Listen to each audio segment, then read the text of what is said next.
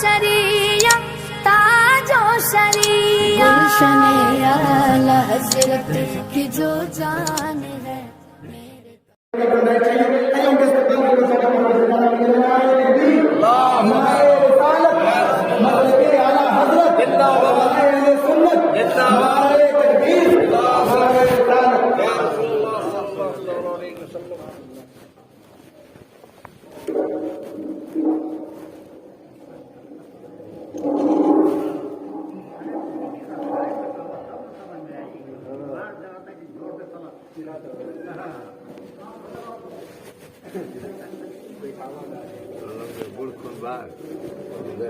ارے بھائی سنیے جو کہہ رہا ہے کہاں سن رہے ہیں آپ جس رفتار ہو گئے سنیے تو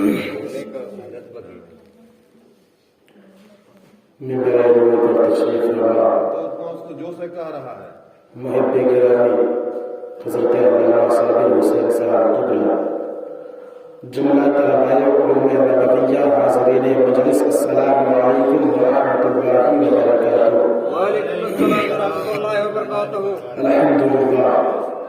الحمد للہ الذي ابدع الافلاک والارضین والصلاة والسلام علی من کان نبیا وآدم بین الماء والطین وعلى آله وأصحابه وأهل بيته أجمعين أما بعد فأعوذ بالله من الشيطان الرجيم بسم الله الرحمن الرحيم قل إنما أنا بشر مثلكم آمنت بالله صدق الله مولانا العظيم وصدق رسوله النبي الأمين المبين المتين الكريم ونحن على ذلك لمن الشاهدين والشاكرين والحمد للہ رب العالمین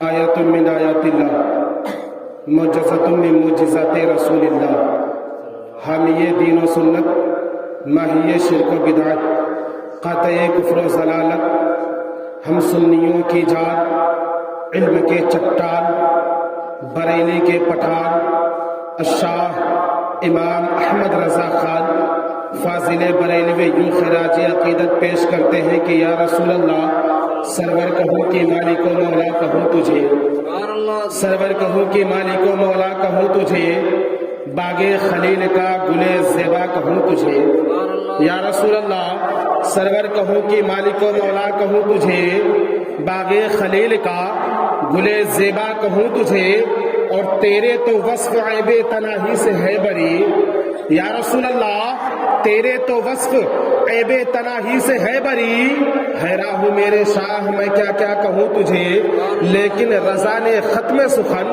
اس پہ کر دیا لیکن رضا نے ختم سخن اس پہ کر دیا خالق کا بندہ خلق کا آقا کہوں تجھے خالق کا بندہ خلق کا آقا کہوں تجھے اور اس کے بعد شہزادہ اعلیٰ حضرت الشاہ مصطفیٰ رضا خان المعروف حضور مفتی اعظم ہند علی رحمت رضوان فرماتے ہیں کہ یا رسول اللہ بخت خفتہ نے مجھے روزے پہ جانے نہ دیا یا رسول اللہ بخت خفتہ نے مجھے روزے پہ جانے نہ دیا چشم و دل سینے کلیجے سے لگانے نہ دیا اور یا رسول اللہ میرے اعمال کا بدلہ تو جہنم ہی تھا کیا فرماتے ہیں حضور مفتی اعظم ہم گنہگاروں کی کارستانی کو اپنے قلم میں بند کرتے اور فرماتے ہیں کہ یا رسول اللہ میرے اعمال کا بدلہ تو جہنم ہی تھا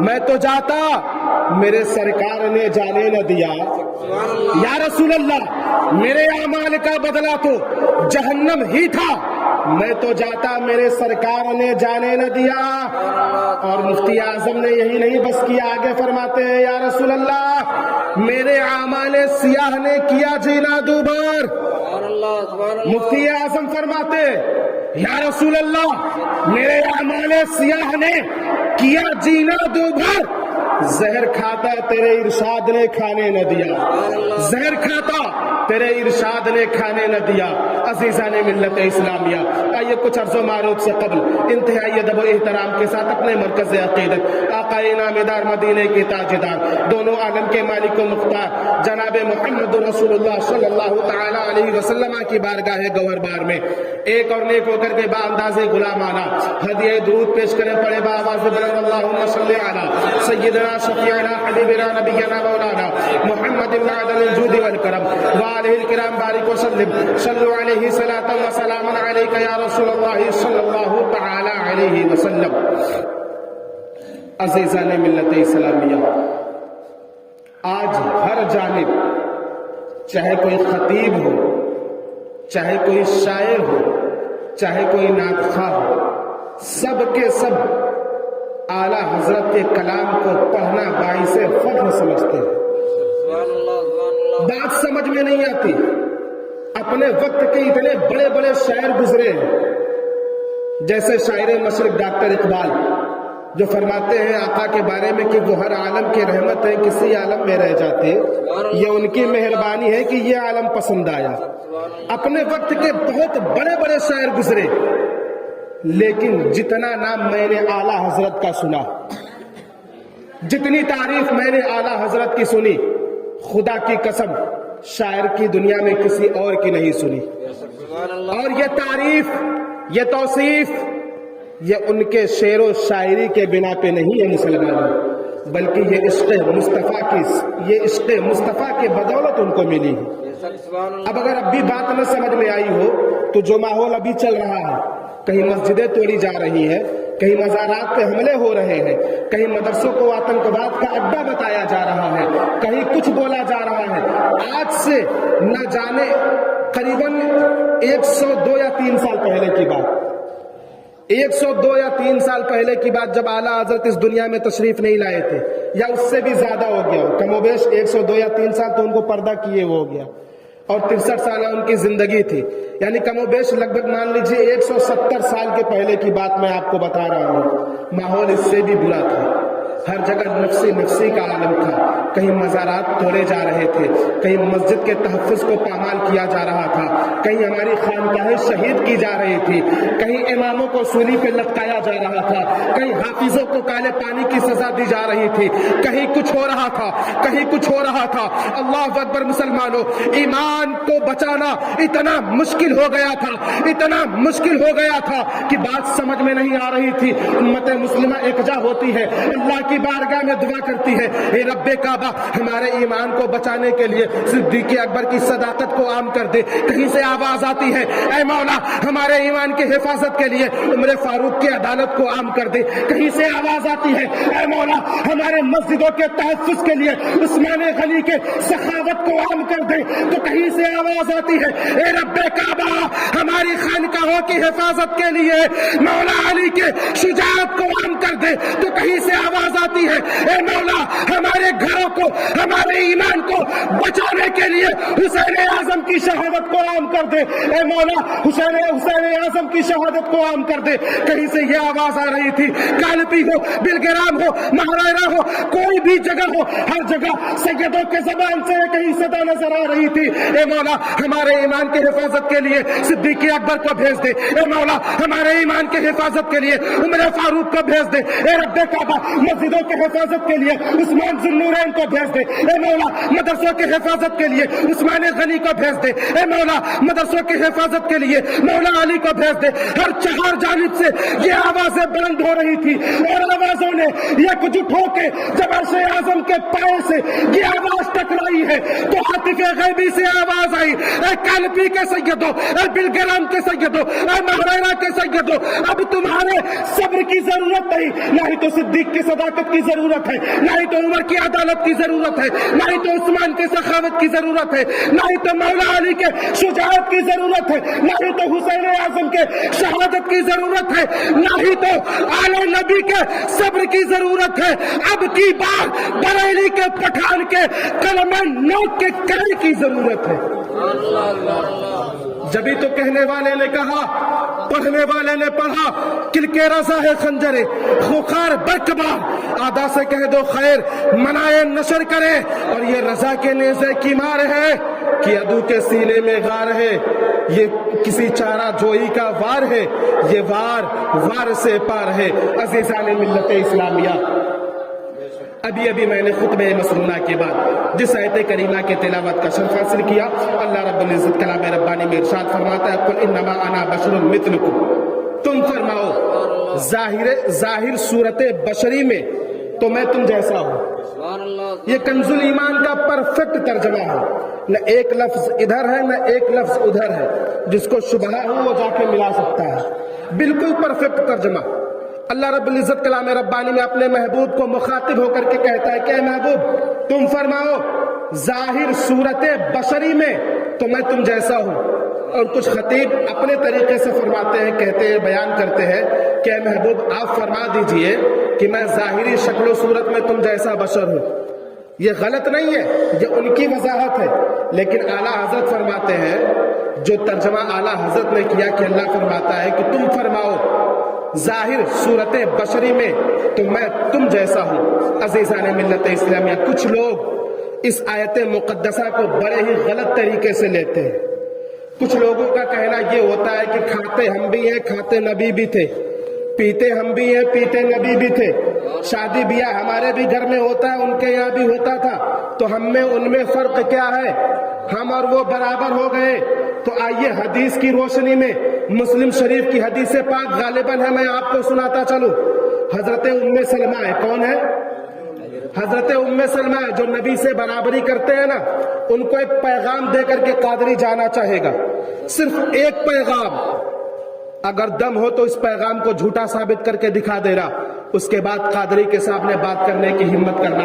اللہ اکبر، غالباً مسلم شریف کی حدیث پاک ہے، حضرت ام سلمہ رضی اللہ تعالی عنہ ہے، اور گرمی کے دن ہے، حضور نبی اکرم صلی اللہ تعالی علیہ وسلم آرام فرما رہے تھے، اور گرمی کے دن میں کیا ہوتا ہے آپ بھی جانتے ہیں، انسانوں کو پسینہ آیا کرتا ہے۔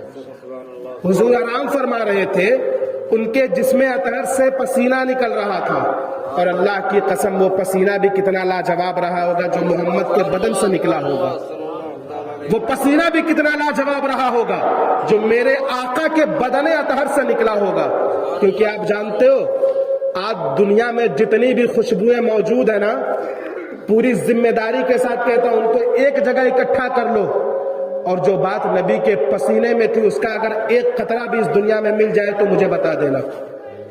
وہ خوشبو تھی نبی کے پسینے میں جن کا صدقہ آج پوری دنیا لوٹ رہی ہے، کہیں گلاب کے شکل میں تو کہیں بیلا کی شکل میں، کہیں جوہی کے شکل میں تو کہیں چمیلی کے شکل میں۔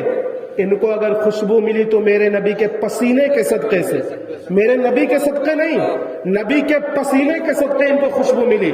حضرت ام سلیم فرماتی ہیں کہ گرمی کا ایام تھا، گرمی کے دن تھے، آقا آرام فرما رہے تھے اور ان کے بدن سے پسینہ نکل رہا تھا۔ حضرت ام سلیم نے جب دیکھا تو وہ اپنے گھر کو واپس جاتی ہیں اور ایک شیشی لے کر کے آتی ہیں۔ نبی سے برابری کرنے والوں کان کھول کر کے سن لینا، ام سلیم فرماتی ہے کہ میں اپنے گھر گئی، ایک شیشی لے کر کے آئی اور نبی کا پسینہ اکٹھا کر کر کے اس بوتل میں جمع کرنے لگی۔ کیا فرماتی ہے کہ نبی کے پسینے کو میں نے اکٹھا کیا اور اس بوتل میں بند کر لیا۔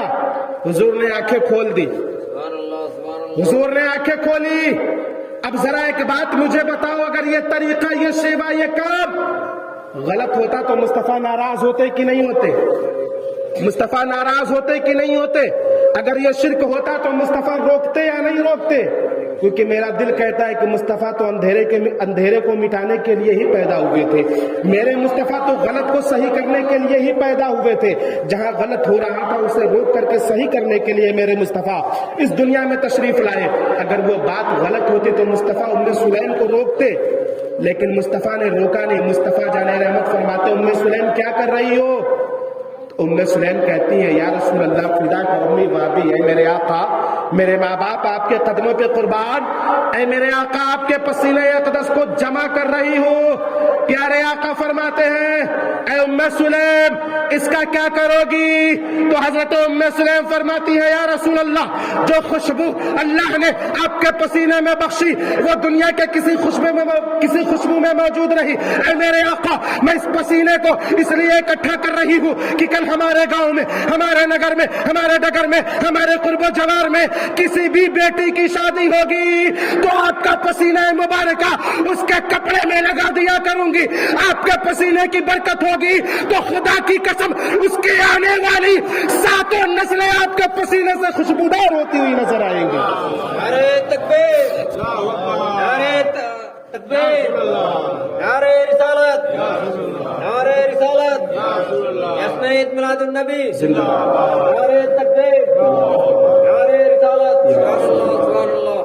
تو حضرت ام سلیم فرماتی ہے کہ آپ کا یہ پسینہ میں اپنے گاؤں، اپنے قرب و جوار میں، اپنے نگر میں جس بھی لڑکی کی شادی ہوگی اس کے لباس پہ لگا دیا کروں گی۔ اے میرے آقا آپ کے پسینے کی برکت سے اس کی آنے والی 7 نسلیں خوشبودار بن کے دنیا میں آئے گی، اور جو مصطفیٰ کے پسینے سے خوشبودار ہو جائے خدا کی قسم دنیا کا کوئی بھی بدبو سے بدبودار نہیں بنا سکتا۔ اور یہاں رک کے ایک جملہ دینا چاہوں نبی سے برابری کرنے والوں سن لو، جب نبی کا پسینہ امتی کے پسینے کے برابر نہیں ہو سکتا، سبحان اللہ، سبحان اللہ۔ غور کرنے والی بات ہے۔ اما ان کے بدن سے پسینہ نکلے تو صحابیہ اکٹھا کرنے پہ مجبور، اور ہمارے بدن سے پسینہ نکلے تو ہمارے گھر والے ہم سے دور۔ سبحان اللہ، سبحان اللہ۔ نبی کے بدن سے پسینہ نکلے تو صحابیہ اکٹھا کرے، ہمارے بدن سے پسینہ نکلے تو گھر والے دور بھاگے۔ اب فیصلہ تمہارے ہاتھوں میں کہ جب پسینہ پسینے کے برابر نہیں ہو سکتا تو نبی امتی کے برابر کیسے ہو سکتا ہے، یا پھر یوں کہہ لے کہ امتی نبی کے برابر کیسے ہو سکتا ہے۔ فیصلہ آپ کے ہاتھوں میں ہے۔ جس کا پسینہ پسینے سے میچ نہیں کرتا وہ میرے آقا کی برابری کرنے چلا ہے۔ عزیزان ملت اسلامیہ، بات بہت ساری ہے۔ مقام صحابہ میں آقا نے سورج کو پلٹایا، مقام صحابہ میں آقا نے سورج کو پلٹایا۔ اما تاریخ گواہ ہے کم و بیش 1,24,000 یا یوں کہہ لیا جائے کم و بیش 2,24,000 پیغمبر اس دنیا میں آئے، لیکن کسی میں وہ طاقت نہ تھی جو ڈوبتے ہوئے سورج کو اپنی منزل سے بلا کر کے عصر کی جگہ کھڑا کر دے۔ یہ طاقت میرے مصطفیٰ کی ہے۔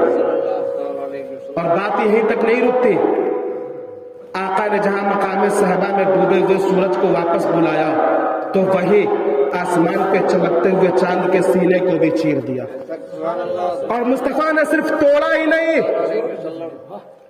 صرف توڑا تو مان لیتے ان کی بات کو کہ انہوں نے صرف توڑا، باقی کہاں کچھ کیا، لیکن وارے میرے مصطفیٰ کی رحمت و عظمت، صرف چاند کو توڑا ہی نہیں بلکہ توڑنے کے بعد اسے جوڑ بھی دیا۔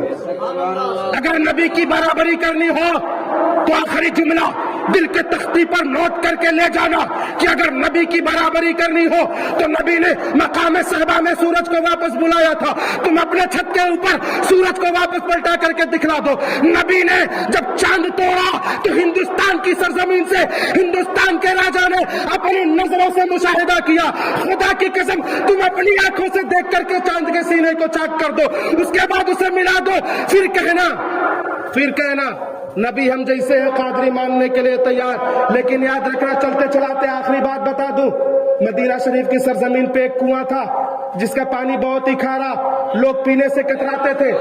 کیا کرتے تھے؟ لوگ پینے سے کتراتے تھے۔ نبی کی بات چلی ہے، کان صاف کر کے سن لینا قادری کی باتوں کو۔ نبی کی عظمت تو وہ عظمت ہے کہ ہماری کروڑوں زندگی ہو جائے، اللہ رب العزت روز ہمیں موت عطا کرے اور روز عظمت مصطفیٰ پر قربان ہونے کی توفیق دے تو میں اس کی بارگاہ میں دعا کروں، مولا صبح کو پیدا کر شام کو عظمت مصطفیٰ پر قربان ہونے کی سعادت دے، پھر صبح کو پیدا کر شام کو عظمت مصطفیٰ پر قربان ہونے کی اجازت دے۔ اللہ اکبر مصطفیٰ، اللہ اکبر مسلمانوں، وہ ہے عظمت مصطفیٰ۔ مدینے کی سرزمین ہے، کنواں ہے جس کا پانی کھارا ہے، لوگ پینے سے کتراتے ہیں۔ ایک دن مصطفیٰ کا گزر ہوا اور آقا نے لعاب مبارک ڈال دیا۔ کیا کیا؟ آقا نے لعاب مبارک ڈال دیا۔ اب جس پانی کو لوگ پینے سے کتراتے تھے وہاں لائن لگنے لگی، سب سے پہلے صحابی ٹوٹ پڑے۔ تو ہمارا مصطفیٰ کی عظمت یہ ہے کہ جس پانی میں وہ اپنا تھوک ڈال دے صحابی لڑ جاتے اسے پینے کے لیے، اور خدا کی قسم تم اپنے گھر کے گلاس میں تھوک دو، تمہاری بیوی نہیں پیے گی۔ حق کی بات بول رہا ہوں، ہنسی آئے گی آپ کو لیکن حق کی بات۔ اما تم پوری زندگی جس بیوی سے الفت و محبت کرتے ہو وہ ایک وقت میں تمہارا جھوٹا کھانے کو کتراتی ہے۔ وہ میرے مصطفیٰ کی عظمت ہے، جہاں اپنا لعاب ڈال دے، جہاں تھوک دے تو صحابہ باعث فخر سمجھ کر کے اسے پینا شروع کر دیتے۔ بات یہی نہیں، جب مصطفیٰ وضو کرتے نا تو وضو کے جو قطرے ٹپکتے ہیں صحابہ اسے زمین پہ نہیں گرنے دیتے، بلکہ ان قطروں کو اپنے ہاتھوں میں لے کر کے کوئی پیتا ہوا نظر آتا تو کوئی پیشانی پہ ملتا ہوا نظر آتا۔ یہ میرے مصطفیٰ کی عظمت ہے۔